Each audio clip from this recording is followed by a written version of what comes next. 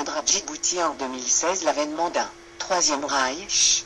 Empereur, pourquoi montrer autant d'empressement, d'espoir irrationnel comme si ce personnage était couvert par une quelconque grâce divine et pouvait résoudre d'un coup de baguette magique les problèmes les plus complexes?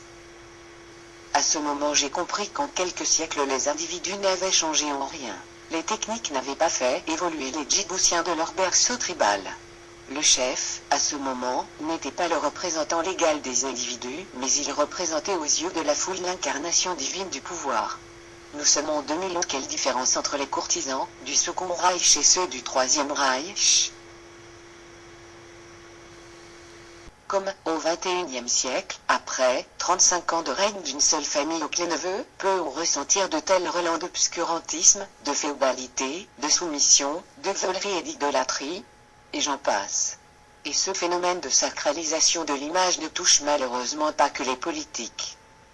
Désormais le sacre, coronation, ne se proclame plus au sein du peuple, mais notre peuple et nos politiques sont oints, petits troupeaux, par des animateurs, des chanteurs, des charlatans, ou des journalistes sur des écrans, qui sont devenus le miroir magique où tout ce qui brille devient forcément de l'or.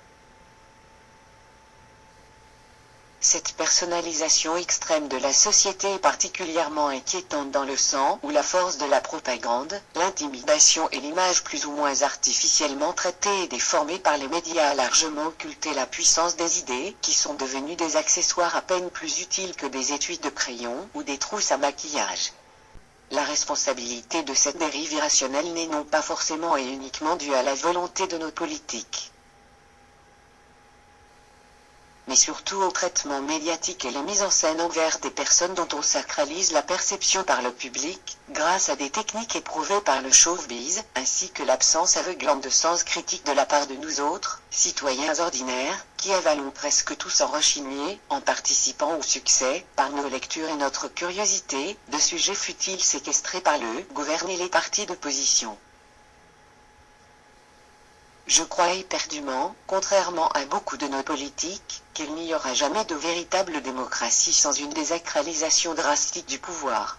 Il est temps pour chaque citoyen qui croise un politique de le considérer comme un égal, le regarder droit dans les yeux et dire son point tout en cherchant son droit le plus fondamental, le bien-être de son pays, et non comme une incarnation céleste ou un être